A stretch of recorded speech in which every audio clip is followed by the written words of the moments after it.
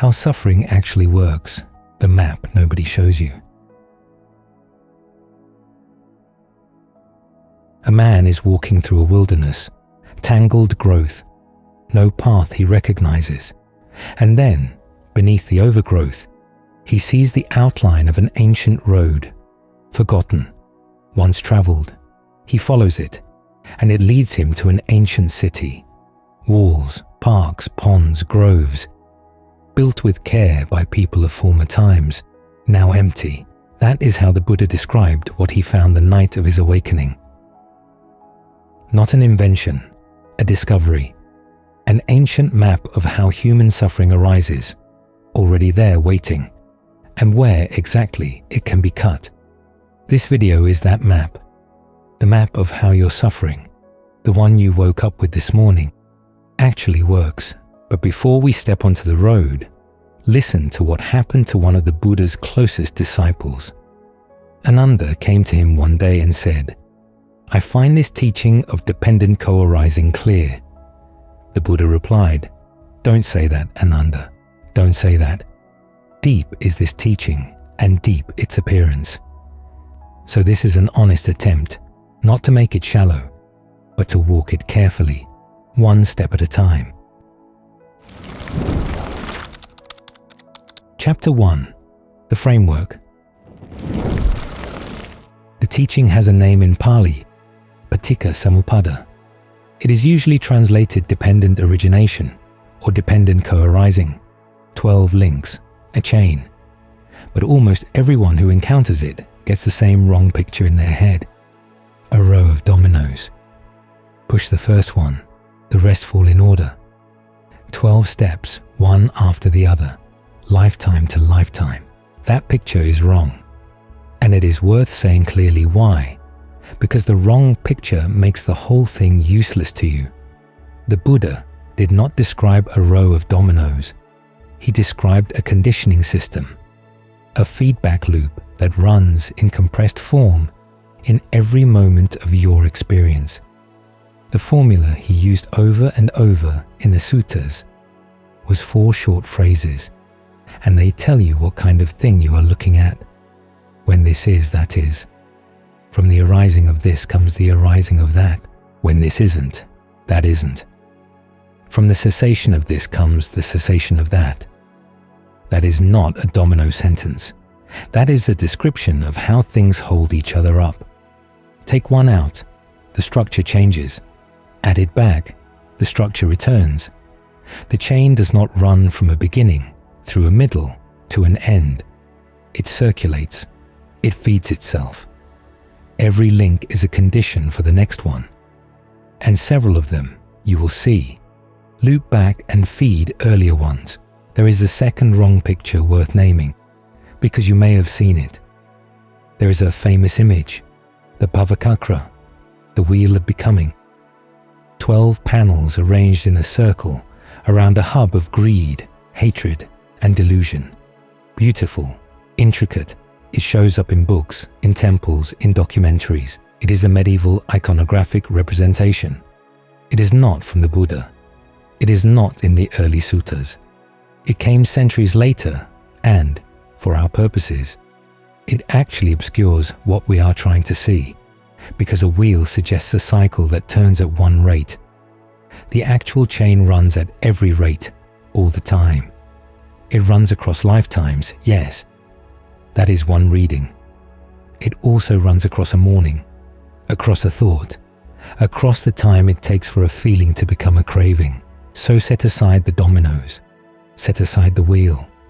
We are looking at a living mechanism that is running right now, in you, as you listen. Here are the 12, not to memorize, just so you have seen them all once in order before we narrow in. Ignorance gives rise to fabrications, the habitual mental shapings that run below your awareness. Fabrications condition consciousness. Consciousness conditions name and form. The basic split into mental and physical experience. Name and form gives rise to the 6 sense bases: eye, ear, nose, tongue, body, and mind. The 6 sense bases meet objects, And that meeting is contact. Contact gives rise to feeling tone, pleasant, unpleasant, or neither. Feeling tone gives rise to craving. Craving solidifies into clinging. Clinging gives rise to becoming, taking on a particular self in a particular world of experience. Becoming gives rise to birth. Not just biological birth, but the birth of this self in this moment. And birth gives rise to aging and death, sorrow, lamentation, pain, distress, despair. Such, the Buddha said, is the origination of this entire mass of stress and suffering. That is the chain. You do not need to memorize 12. You do not need to chant them in order. What you need, what is actually useful, what you can actually do something with, is 5. 5 hinge points, 5 places where the chain can be cut. The other 7 are scaffolding. They tell you how the structure holds together. The 5 are where the structure can come apart. In the Buddha's own teachings, 5 of these links get the deepest, most repeated treatment across dozens of suttas with detailed practical instruction. They are ignorance, fabrications, feeling tone, craving, and clinging. Each one is a place where seeing clearly changes what happens next. Each one is a place where the chain, in your own experience, has slack, a gap, however small, where attention can enter. We are going to walk all 5. We will spend the most time on feeling tone, vedana, because it is the most practical hinge. It is the moment in every cycle where the work of practice actually happens. Before we go in, let me show you the chain in motion. Once, fast, in something you already know. Tomorrow morning, your alarm will go off. A sound reaches your ear. The ear meets the sound. Ear consciousness arises. The meeting of ear, sound, and consciousness. That is contact. Out of contact, almost instantly, comes a feeling tone. Unpleasant. Not yet a thought. Not yet ugh. Just unpleasant. And then, very fast, usually within a fraction of a second, that unpleasant feeling tone activates a pull. Make this stop. That is craving in one of its forms. Craving for the unpleasantness to end. Underneath it, often, another craving.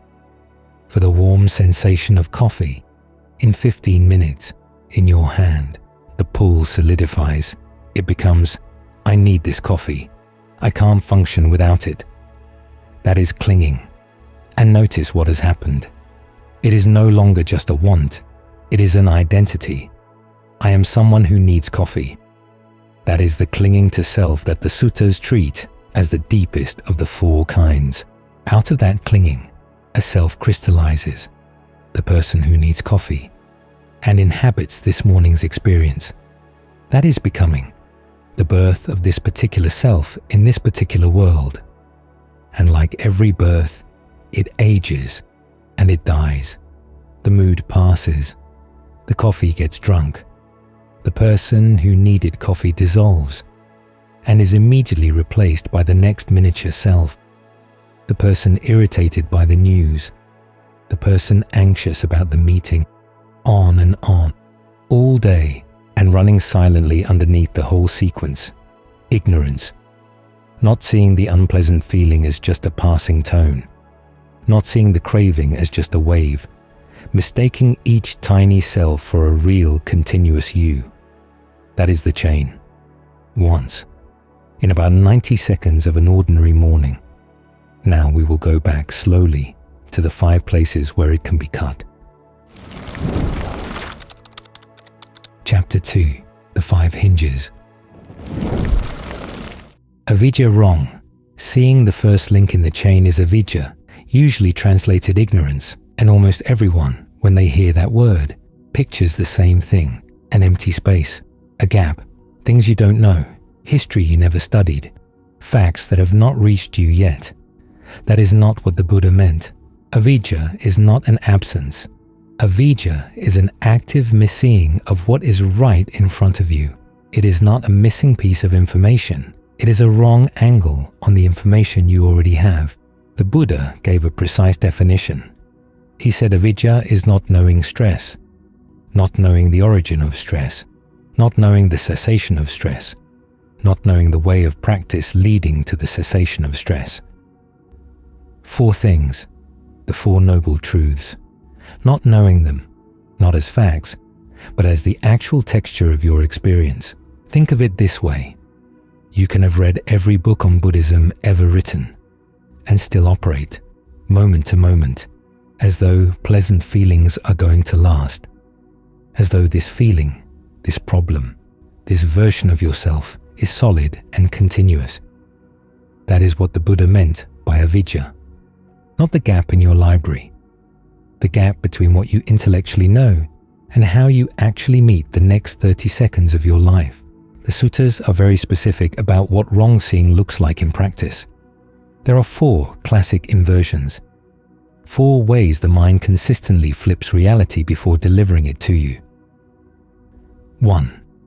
Taking what is impermanent as permanent, treating this mood as though it will define your day, treating this relationship in its current shape as though it could not change, treating this body as though it were not, even now, in slow dissolution. 2. Taking what is stressful as pleasant, treating getting what you want as a reliable source of satisfaction, when every honest look at your own history says it isn't. The wanting itself was the suffering. Getting it bought you a few minutes before the next wanting. 3. Taking what is not self as self, treating the thought you just had. I'm a failure. I'm not the kind of person who, as though it were a piece of evidence about a real fixed you. It was a mental event. It arose. It will pass. The next one will contradict it. None of them are you in the sense of a stable owner. 4. Taking what is unattractive as attractive. The mind dresses things up. The job that, looked at honestly, 8-10 years of your life, looks, in memory, like a meaningful chapter. The relationship that was 70% quiet pain looks, in retrospect, like the great love. This is not nostalgia. This is a real cognitive process, and it runs now, in real time, on what you are looking at this moment. These 4 inversions, vipallasa, are avidya in operation, not absence, distortion. Of all the inversions, one is treated throughout the canon as the deepest, the wrong view of self, sakkaya ditthi, the unexamined assumption that there is a continuous me somewhere behind your experience, looking out, owning it, having it. The Buddha taught that this single inversion is the very first thing that drops away when a person reaches the first stage of awakening. Not greed, not hatred, self-view. He treated it as the load-bearing wall of the whole structure of suffering. Pull it, and a great deal else comes down with it. SN 22.1. We do not need to dismantle it today. We need only to notice that it is there, running underneath everything we are about to look at. The unstated assumption, whatever happens in this chain, it is happening to me. That assumption is itself avidya at work. A note worth pausing on. The chain lists ignorance first, but the Buddha did not mean it is the first cause, the absolute beginning of suffering. In other places in the canon, he traces the conditions for ignorance itself. It feeds on the 5 hindrances, AN 1061. It feeds on what he calls the effluence, and the effluence in turn feed on ignorance. MN 9. A loop, a self-sustaining loop. There is no first cause. There is just a system that keeps itself running. What it means for ignorance to be link number 1 is this. It is the link whose dismantling brings the whole structure down, not the beginning, the load-bearing point. So how do you cut at avidya? You do not cut by reading more. You cut by slowly, patiently, replacing the four inversions with their opposites. Seeing the impermanent as impermanent. Seeing the stressful as stressful. Seeing the not-self as not-self. The Buddha called this samaditi, right view, and he placed it at the very front of the path he gave for cutting the chain. The Eightfold Path begins deliberately with the antidote to avijja. That is how the work begins. Not with technique, not with effort, with seeing what is actually there. Now, to the next link, because avijja does not sit alone. It generates something. Sankhara, what keeps running when you aren't looking. The second link is sankhara. It is one of the hardest words in the Pali Canon to translate. Two of the major translators chose differently. Bhikkhu Bodhi renders it volitional formations. Thanissaro Bhikkhu, whose readings I will be following more closely in this video, renders it fabrications. I will use fabrications, but I will define the shape of the thing first, so the word does not get in the way. A fabrication, in this technical sense, is a mental shaping that conditions what comes next. It is an intentional movement of mind, not always a conscious one. In fact, especially not a conscious one. It is the work the mind has been doing for so long that you no longer notice it doing it.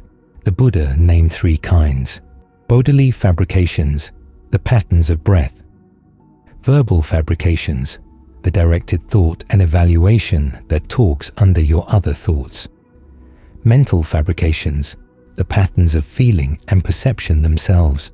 Notice what is on that list: your breath, your inner monologue, the shape of your feelings. These are not things you decide each morning. They are running. They have been running in roughly their current configuration for years.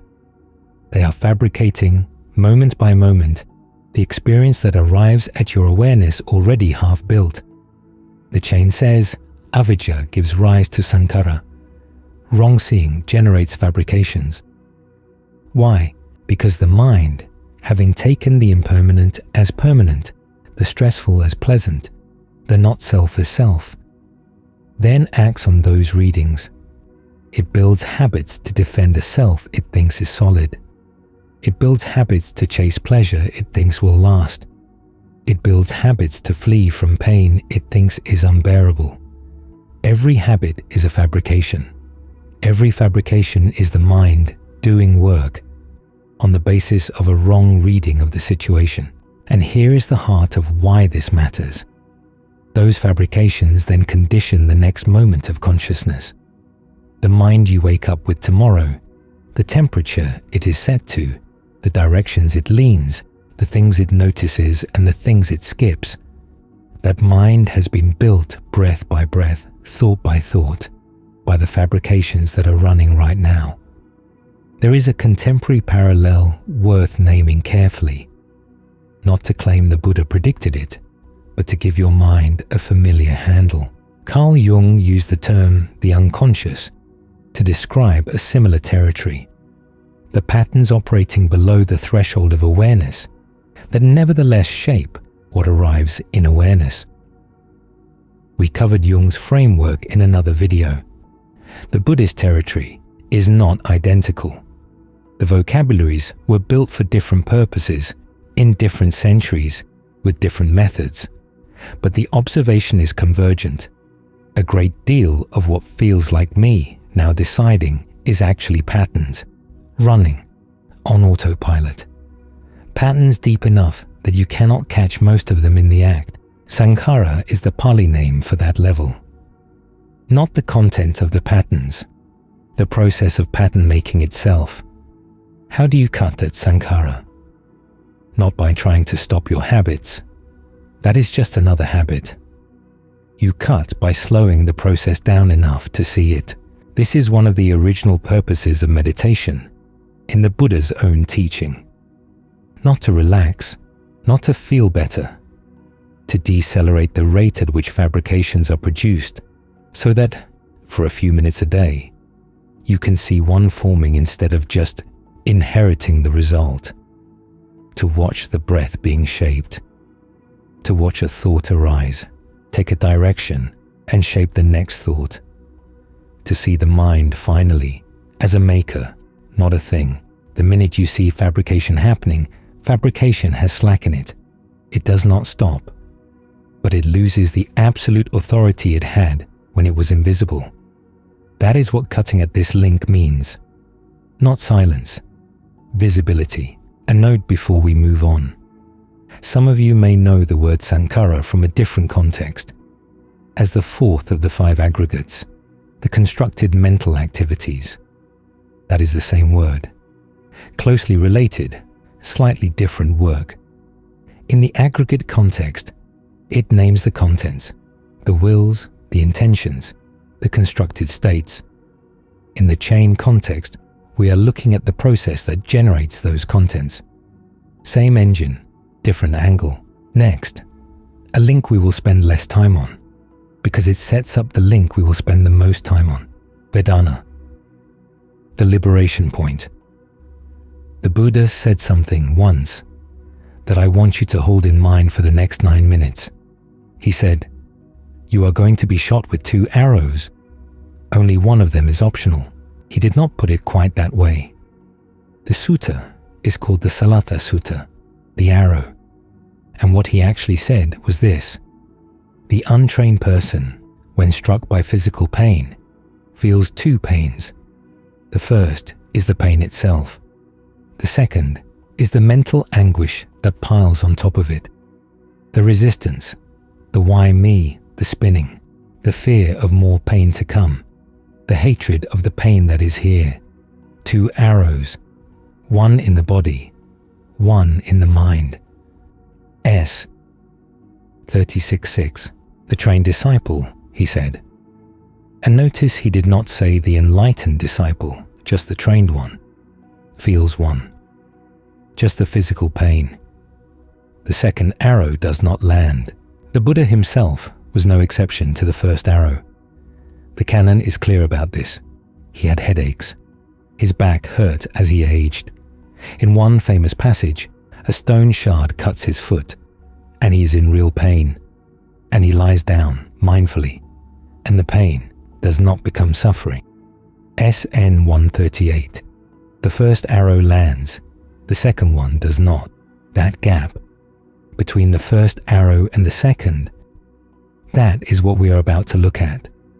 That is the gap the entire Buddhist path is, in a sense, trying to teach you to find and to widen. In the language of the chain we are walking, that gap has a name. The first arrow is vedana, feeling tone.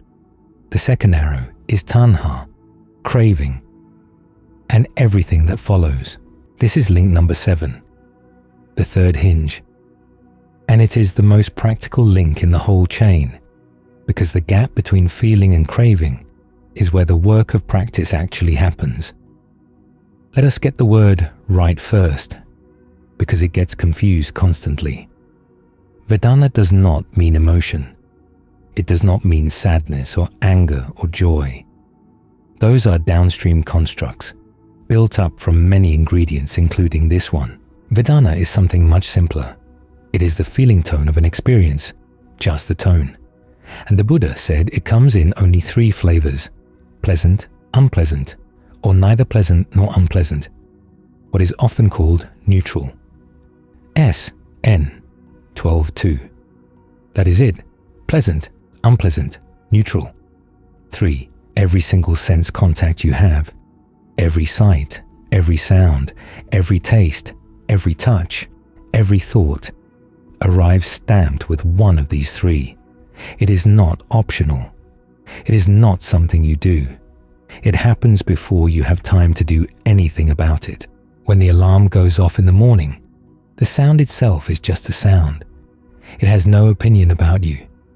But the moment it lands, your nervous system delivers it to awareness with a tone attached. Unpleasant. That is vedana. Before the word ugh. Before the thought I should have gone to bed earlier. Before any reaction at all.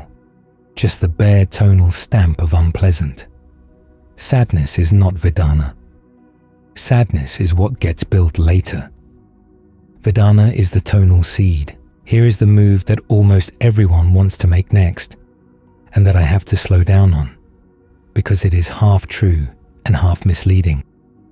Many teachers say, between vedana and your reaction, there is a gap, a space, and in that space, you can choose your response.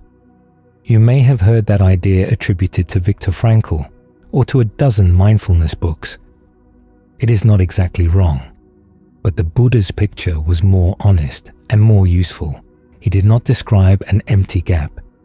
He described a preloaded gap. Each kind of feeling tone, he said, comes with a latent tendency already attached to it, a deeply trained pull, lying in wait for that particular tone. SN 36:3, when pleasant feeling tone arises, there is a latent tendency for passion. For more, again, give me that, hold on to this. When unpleasant feeling tone arises, there is a latent tendency for resistance. For make this stop, push it away, get me out of here. And this is the subtle one. When neutral feeling tone arises, there is a latent tendency for ignorance, for drift, for not paying attention, for the mind to wander off in a fog because nothing exciting is happening. So the gap between vedana and craving is not empty. It is occupied by long-trained habits of mind that lean hard in a particular direction the moment a particular tone shows up. But, and this is the whole reason the Buddha taught this, those tendencies are latent. They are not laws, they are habits. Deeply trained, yes. Pre-installed, yes. But not impossible to work with. The work of practice is not to create a gap that is not there. The work is to see the tendency in operation before it completes its movement. And that turns out to be possible. But only if you have practiced staying long enough with vedana itself to notice it before the next link fires. This is where the practical instruction gets very specific. Vedana is one of the 4 foundations of mindfulness. The 4 objects the Buddha said you should learn to attend to with steady, non-grasping awareness. The body, feeling tone, the mind, the patterns of mind. MN10. What does attention to vedana look like concretely? It looks like this. Something happens, a sound, a thought, a sensation in the body. And rather than going immediately to the second arrow, rather than reacting, you note, with a single quiet movement of mind, unpleasant or pleasant, or neither, that is all. You are not analyzing, you are not judging, you are not asking why this feels unpleasant. You are simply registering accurately what the tone is, and then you watch. You watch the tone arise, you watch it persist, and this is the part that changes everything.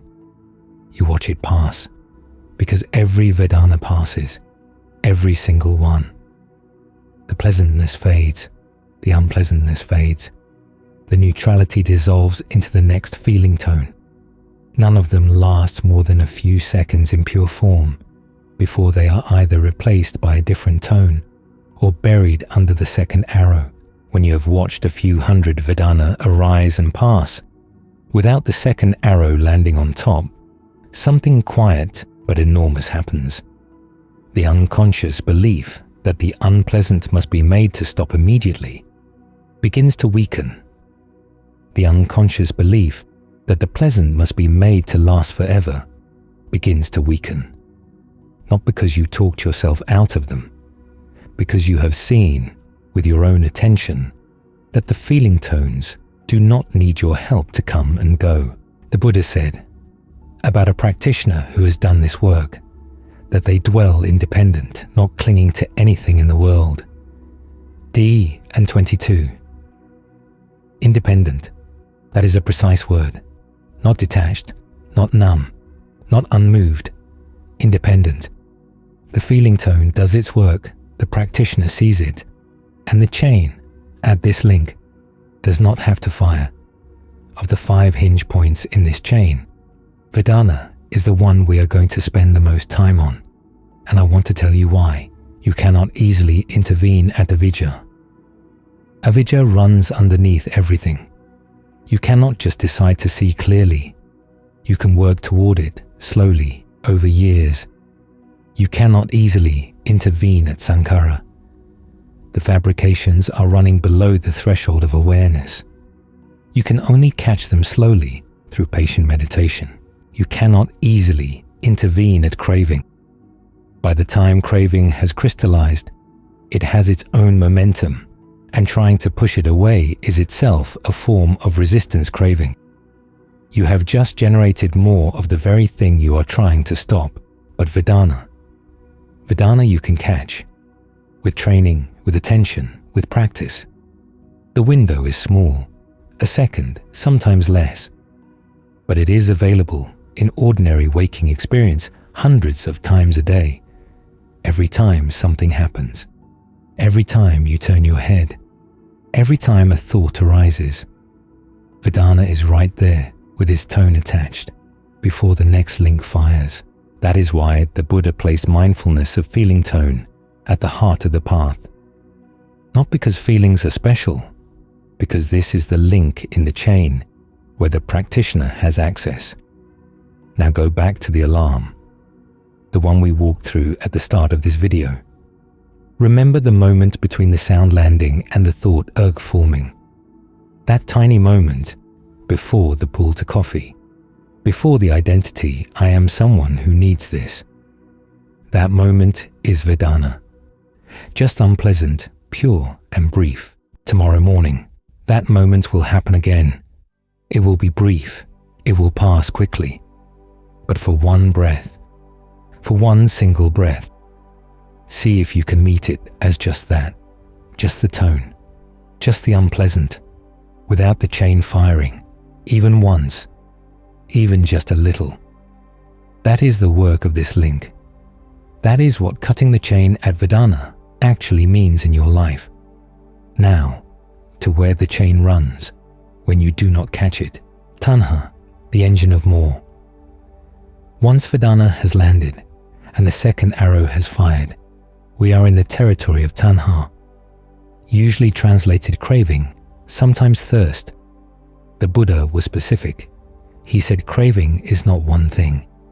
It comes in 3 flavors, and naming them matters, because 2 of them you will recognize easily, and one of them, the third, most people miss entirely. SN 5611. First, kama tanha, craving for sensual experience, the pull toward pleasant sights, sounds, tastes, sensations, the wanting of more food, more comfort, more entertainment, more attention. This is the one most people associate with the word craving. It is the most visible. Second, bhavatanha, craving for becoming, the pull to be something, to become someone successful, someone respected, someone enlightened, someone that people in your life think well of. The pull to continue existing in some particular form, to preserve the self you have built. Third, and this is the one that hides, vibhavatanha, craving for non-becoming, the pull to not be, to make this stop, to disappear, to numb out, to escape. The wanting of less, the wanting of nothing. Pause on that third one for a moment, because it is the one that catches almost everyone off guard. You might think, surely the Buddha wouldn't call wanting suffering to stop a form of craving. Isn't that the whole point of practice? To want suffering to end.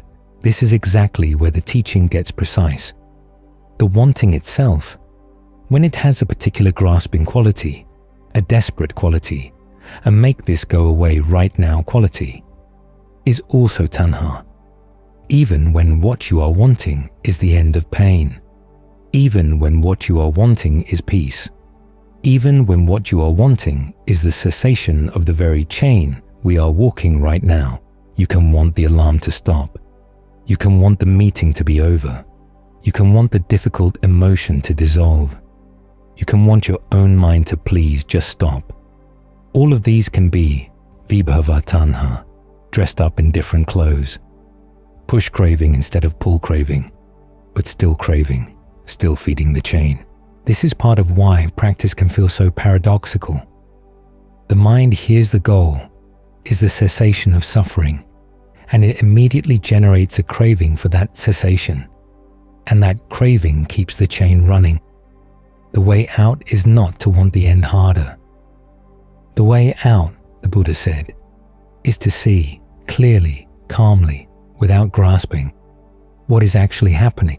Numbing is not the way out. Distraction is not the way out. Even the urgent demand for peace is not the way out. All of those are vibhava tanha, still pumping the engine. There is one practical observation about tanha that is worth holding clearly, because it shows up in your life every single day. We looked at this in another video. The way the human mind seems to be built as what some have called a wanting machine. You get the thing you wanted. The wanting briefly stops, and almost immediately, within hours, sometimes within minutes, a new wanting takes its place. The promotion, the new car, the relationship you finally got, the vacation you finally took. Each one delivers briefly what it promised, and then the engine starts up again, looking for the next thing. This is not a flaw in your particular mind. This is the standard operating mode of kama tanha. It is built to keep producing wanting. That is its function. The pleasant feeling tone arises. The latent tendency for passion fires. Kama tanha produces a target. That, more of that. And the moment you have it, the cycle starts over with a new target. The Buddha was not telling you to suppress this engine. You cannot. The engine has been running your whole life. He was telling you to see it, to watch it produce a wanting. Watch you chase the wanting. Watch the wanting briefly satisfied. Watch the next wanting form. Once, twice, 100 times, until the spell of this next thing will be the one that does it, finally breaks. How do you cut at craving? Not by suppressing it. Suppression is just resistance. Vibhava tanha in disguise, not by indulging it. Indulgence feeds it. The cut is the same cut as at vedana, taken 1 second later. You see the craving as craving. You note, there is wanting here. You watch it operate. You watch it pull at you. You watch it construct a target. I need that. I want that to stop. I have to be that. And you do not act on it. Not because you are strong, not because you are holding back, because having watched 100 cravings rise and fall, you know that this one too will pass, and without your fuel, it passes faster. Without your belief in it, it loses authority. The Buddha called this fading of craving viraga, dispassion, the dissolving of the pull, not coldness, not detachment, the cooling of the engine. But for most of us, most of the time, we miss the cut at vedana. We miss the cut at craving. And the chain runs to the next link, where craving does something specific. It hardens, it takes shape, it becomes who we are, upadana. When wanting becomes identity. The fifth hinge is upadana, usually translated clinging. Bhikkhu Bodhi renders it that way. Thanissaro Bhikkhu renders it more philologically. Clinging and sustenance, sometimes just clinging/sustenance. He points out that the word, in its older Pali usage, carried 2 meanings simultaneously: to grasp at and to take as fuel, like a fire that grasps at fuel. Fuel and grasping not separable, the fire consuming what it holds. That image, fire taking fuel, is the one I want you to hold on to for this section, because clinging in English suggests something passive, like a child holding a parent's hand. The Pali is more active. It is fire taking what it needs to keep burning, and the fire, in this case, is the construction of self.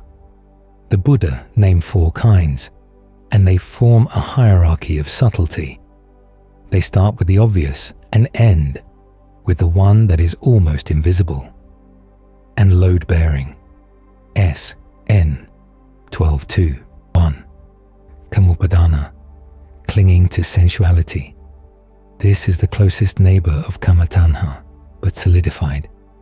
It is no longer just, I want this pleasant thing. It is I orient my life around getting and keeping pleasant things. The wanting has become a structure. 2. Dittapadana, clinging to views. The hardening of opinions into identity. Not I think this is true, but I am someone who believes this. Notice how this changes things. The moment your views become you, any challenge to the view becomes a challenge to you, and the defense becomes existential. This is much of what runs in modern political life. Most people clinging hardest to views, the Buddha would say, are not actually defending the view. They are defending the self that has been built around it. 3.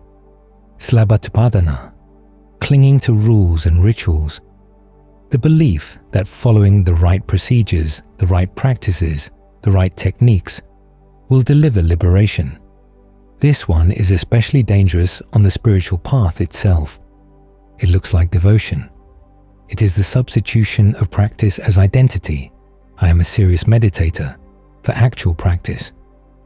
The form held tighter than the substance. 4. Attavadapadana, clinging to a doctrine of self. The deepest. This is the unstated assumption that there is a continuous me that owns this experience, this body, these views, these practices. The clinging to self that the suttas treat as the foundation under all the others. When you remove sensuality, views, and rules, there is still underneath the assumption, but I am here, having all of this. That assumption is attavada, and it is what the entire chain is in the end, built around. The chain says, tanha gives rise to upadana. Craving solidifies into clinging. What does that look like concretely? It looks like this. I want coffee. That is craving. A wanting. A pull. I am someone who needs coffee to function. That is clinging. The wanting has hardened into an identity statement. A self has been built around the desire. I want this argument to go my way. Craving. I am right and they are wrong, and that is just who I am. Clinging. The position has become identity. I want this meditation to be peaceful. Craving. I am a person who has peaceful meditations, and if this one isn't, something is wrong with me. Clinging. The practice has become the self. This transition from wanting to being happens fast. It happens silently. Most of the time, you are already inside upadana before you have noticed tanha. The wanting passed through you so quickly that you only catch up at the level of identity. I am the one who wants this. That sentence, I am the one who, is upadana, our work. Almost every time you say it, in any form. There is a phrase the Buddha used in the very first sermon of his teaching career, when he defined the first noble truth. He said, in brief, the 5 clinging aggregates are stress, S, N, 5611. The 5 clinging aggregates. Not the aggregates as such, but the aggregates with clinging attached. That is a precise teaching. Form, feeling, perception, fabrications, consciousness. These 5 processes are what you are made of. They are not, in themselves, the problem. The problem is what gets done with them. The clinging that says, this body is me, this feeling is me, this perception is mine, this thought stream is who I am. SN 2248. If you have watched our video on the 5 aggregates, this is the bridge. Clinging is the mechanism that turns the neutral processes of experience into the structure of suffering. Without upadana, the aggregates roll on, doing their work, with no one in the middle holding on. With upadana, they become me, and me is what hurts. How do you cut a clinging? This is, in some ways, the hardest cut in the chain, because by the time clinging is crystallized, an entire self is in the picture, and that self does not want to be cut. The self defends itself. The self generates resistance. The self produces more clinging in defense of the clinging that is being threatened. The cut, the Buddha said, is not made by attacking clinging directly. It is made by seeing through it, by repeatedly noticing.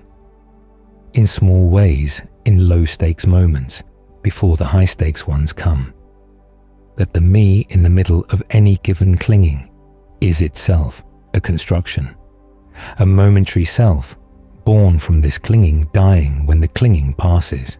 When you said, "I am someone who needs coffee this morning," there was a self there briefly. By 10 a.m., the coffee had been drunk, and that self had quietly dissolved, replaced by the next one. I am someone who is anxious about this meeting. That self too will dissolve, replaced by the next. To cut at upadana is to see the rapid manufacture of these tiny, stitched together selves, and slowly to stop investing in them as though they were one continuous you. Not because they are not real, they are real moments, because they are not what you thought they were. They are not solid. They are not continuous. They are the chain, doing its work. The Buddha did not promise this would be easy. He said it required patience, attention, and a long view. But he said the work was available, and that every time you saw a clinging arise and pass without identifying with it, the chain became, for that moment, less able to hold itself together. We have walked 5 hinge points now: ignorance, fabrications, feeling tone, craving, clinging. 5 places where the chain can be cut. 5 places where attention, brought patiently and steadily, can change what happens next. But the chain does more than run forward. It runs in reverse. And that is what we turn to now. Chapter 3. The chain runs both ways. Every time the Buddha laid out the chain in the suttas, he laid it out twice. First, the way it runs forward. Ignorance gives rise to fabrications. Fabrications give rise to consciousness, and so on, down to aging and death, sorrow, lamentation, pain, distress, despair. Such, he said, is the origination of this entire mass of stress and suffering. And then, immediately, he turned the formula around. From the remainder, less fading and cessation of that very ignorance comes the cessation of fabrications. From the cessation of fabrications, the cessation of consciousness. From the cessation of consciousness, the cessation of name and form, and so on. All 12 links, every one of them. From the cessation of birth, then aging and death, sorrow, lamentation, pain, distress and despair, all cease. S.N. 12.2. Such, he said, is the cessation of this entire mass of stress and suffering. This is the move I want you to hold carefully, because it is precise. The Buddha did not say the cessation of existence. He did not say the cessation of perception, of thought, of life. He said the cessation of this entire mass of stress and suffering. What ceases when the chain ceases is the conditioning process, the mechanism of self-construction, the fire that takes fuel. The Buddha himself, after his awakening, walked, he ate, he taught for 45 years, he aged, he fell ill, he died. The body did its work, the aggregates rolled on. What had ceased was not life, what had ceased was clinging, the taking of fuel, the renewed becoming, moment by moment. That is what the reverse formula is describing. not annihilation, the end of self-construction. There is one sutta in particular I want to pause on, because it makes something visible that the standard chain does not. It is called the Upanisa Sutta, and in it, the Buddha lays out the forward chain of suffering. But then, instead of just reversing it, he does something different. He shows that suffering itself, the very thing the chain produces, can become the first link of a different chain, a chain that runs in the opposite direction, toward freedom. S. 12:23, he puts it like this: suffering, when it is met rightly, gives rise to conviction, the felt sense that there must be a way through this. Conviction gives rise to gladness, the relief of finding orientation. Gladness gives rise to joy, joy to tranquility, tranquility to happiness, happiness to concentration, concentration to knowledge and vision of things as they actually are. And from clear seeing comes disenchantment, the unspelling of the wanting machine. Disenchantment gives rise to dispassion, the cooling of the engine.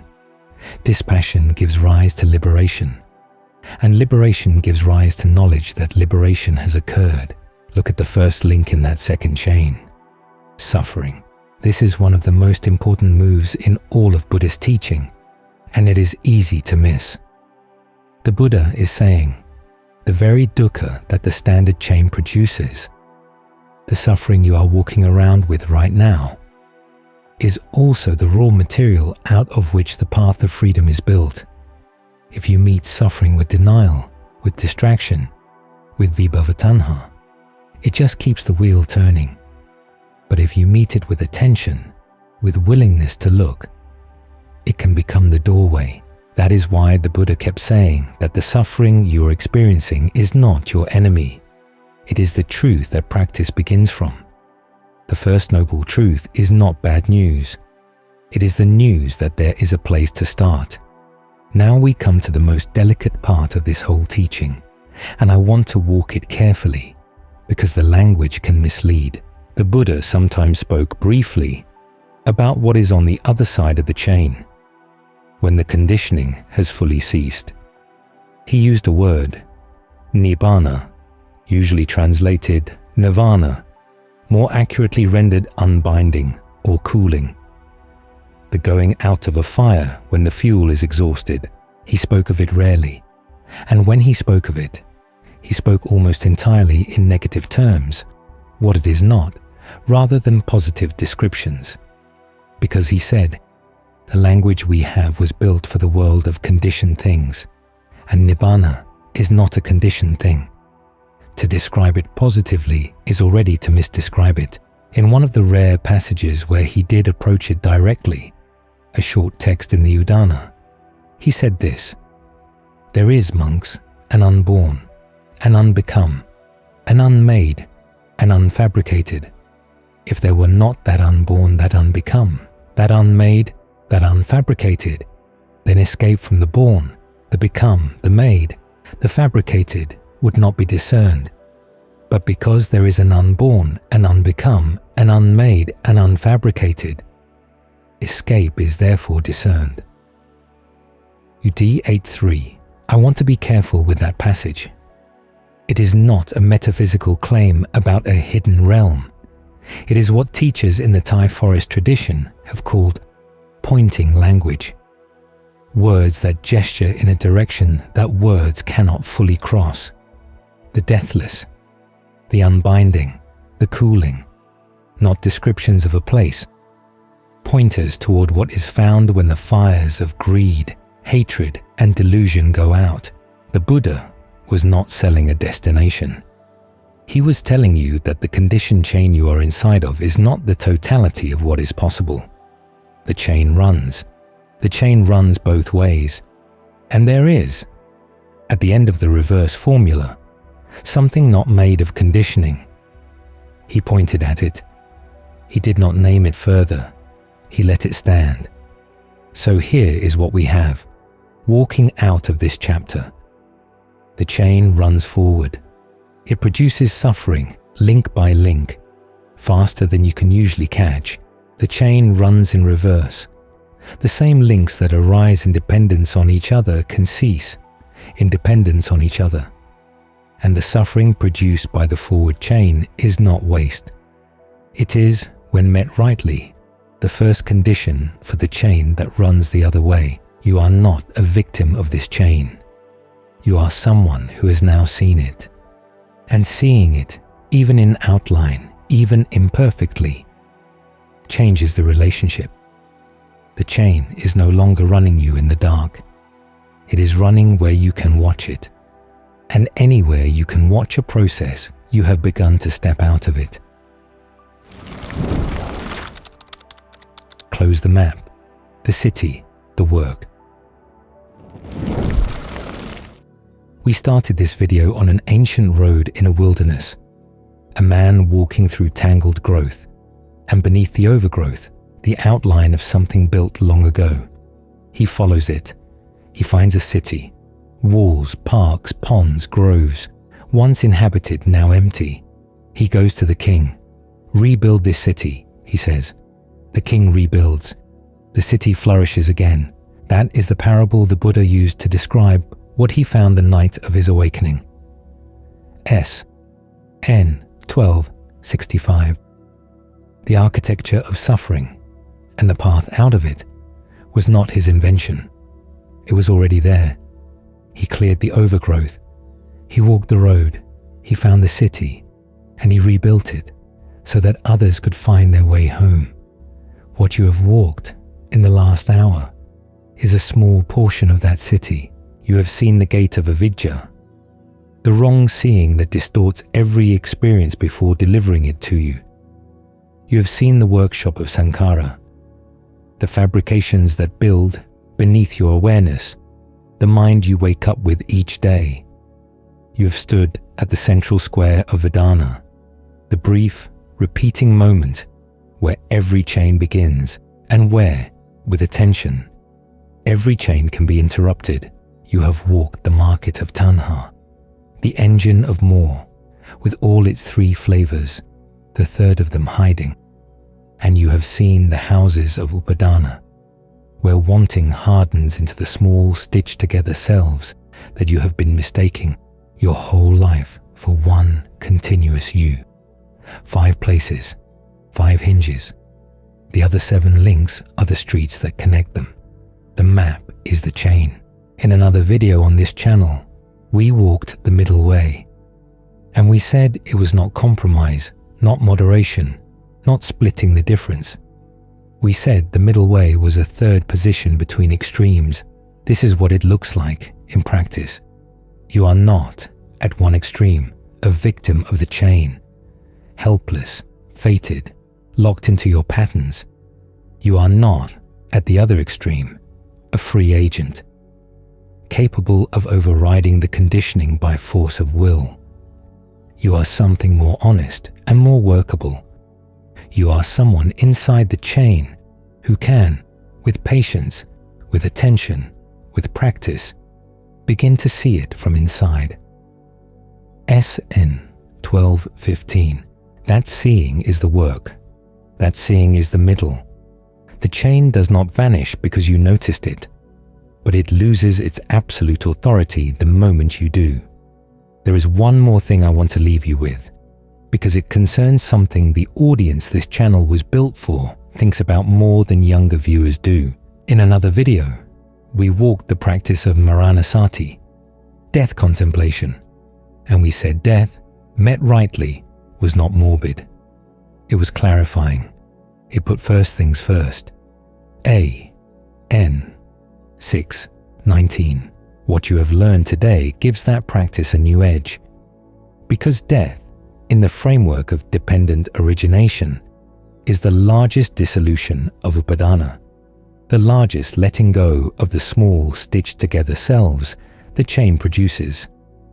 The terror of death is fundamentally the terror of losing what we have been clinging to as me. Every time this morning you saw a small self form and pass, the person who needed coffee, the person irritated by the news, you were doing, in miniature, the work that meets death.